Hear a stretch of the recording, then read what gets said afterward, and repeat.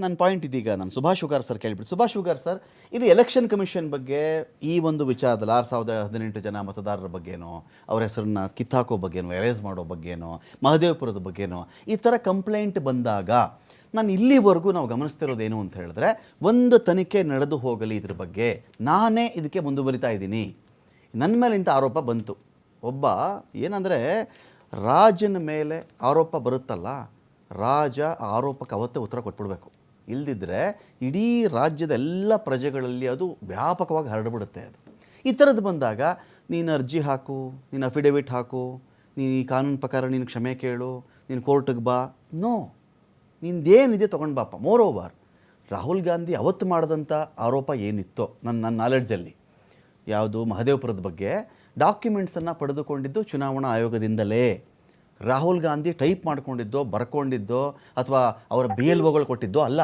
ಚುನಾವಣಾ ಆಯೋಗಕ್ಕೆ ಅಪ್ಲೈ ಮಾಡಿ ಅವರಿಂದನೇ ಮಾಹಿತಿ ತೊಗೊಂಡು ಅವರ ಮಾಹಿತಿಯಲ್ಲಿ ಇಂಥ ತಪ್ಪುಗಳಾಗಿದೆ ಘೋರ ಅಪರಾಧಗಳಾಗಿದೆ ಅಂತ ಹೇಳಿದಾಗ ಒಂದು ಇನ್ವೆಸ್ಟಿಗೇಷನ್ ರೆಡಿ ಅಂತೇಳಿ ಪೂಲ್ ಪ್ರೂಫ್ ಆಗಿ ಒಂದು ತನಿಖೆ ಅನ್ನೋದು ಆಚೆ ಬರಬೇಕಲ್ವ ಸುಭಾಷ್ ಅವರೇ ಅದ್ಯಾಕೆ ಆಗ್ತಿಲ್ಲ ಅಂತ ನನ್ನ ಪಾಯಿಂಟ್.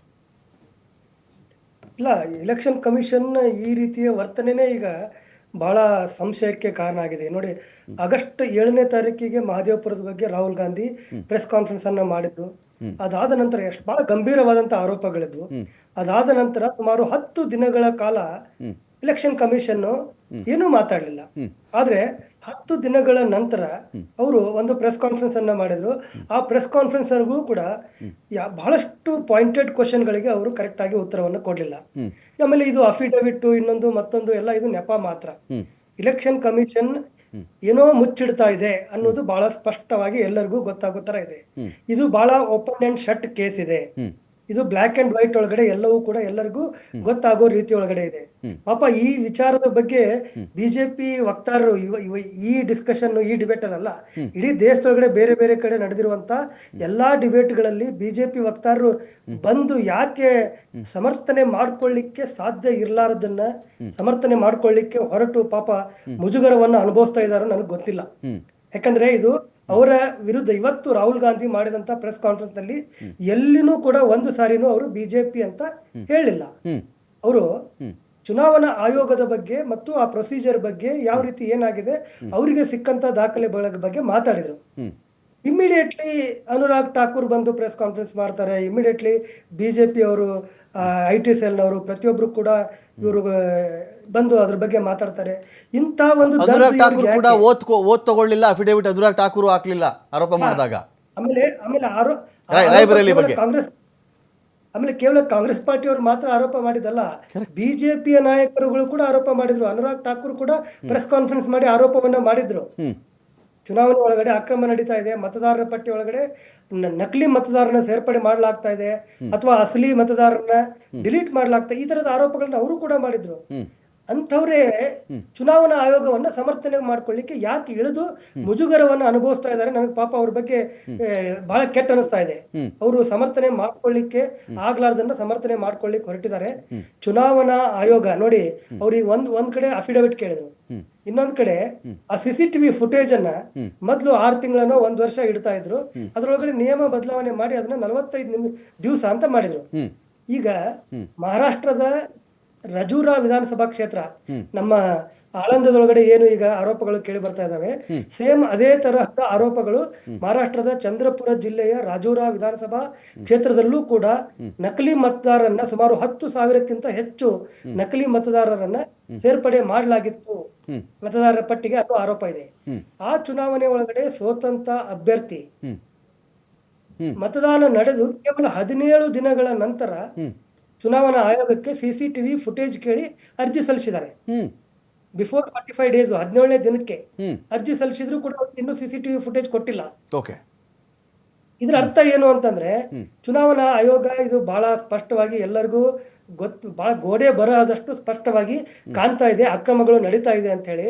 ಚುನಾವಣಾ ಆಯೋಗ ಸರಿಯಾದ ಉತ್ತರವನ್ನ ಕೊಡದೇ ಇರೋ ಮೂಲಕ ಜನರ ಮನಸ್ಸಿನೊಳಗಡೆ ಇರುವಂತ ಸಂಶಯ ಇನ್ನಷ್ಟು ಗಟ್ಟಿಯಾಗೋ ರೀತಿ ಒಳಗಡೆ ಮಾಡ್ತಾ ಇದೆ. ಫೈನ್ ನಟರಾಜ್ ಗೌಡ್ರೆ, ಈ ಥರದ್ದು ಆಗಿಬಿಟ್ರೆ ಯಾರನ್ನ ಗೆದ್ಕೊಳ್ರಿ, ನೀವೆಲ್ಲ ರಾಜಕೀಯ ಪಕ್ಷಗಳಿದ್ದೀರಿ, ಯಾರಾದರೂ ಗೆದ್ಕೊಳ್ಳಿ, ಯಾರೋ ಒಬ್ಬ ವೋಟ್ ಹಾಕುವನಿಗೆ ಈ ಒಂದು ಪ್ರಜಾಪ್ರಭುತ್ವ ವ್ಯವಸ್ಥೆಯಲ್ಲಿ ನನ್ನ ವೋಟ್ ನಿಜವಾಗ್ಲೂ ನಾನು ವೋಟ್ ಇದೆಯಲ್ಲ ಇದಕ್ಕೆ ಮೌಲ್ಯ ಇದೆಯಾ? ಯಾರೋ ಒಂದು 5,000 ಓಟ್ ಹೈಜಾಕ್ ಮಾಡ್ಕೋತಾರೆ, ಯಾರೋ ಒಂದು 5,000 ಓಟ್ ಡಿಲೀಷನ್ ಮಾಡಿಬಿಡ್ತಾರೆ, ಇನ್ಯಾರೋ ಒಂದು 6,000 ಓಟ್ 10,000 ಓಟ್ ಆ್ಯಡ್ ಮಾಡಿಬಿಡ್ತಾರೆ ಅಂದಾಗ ಮತಗಳು ಮನುಷ್ಯನ ಮೌಲ್ಯವೇ ಕಳೆದು ಹೋಗ್ಬಿಡುತ್ತಲ್ಲಿ.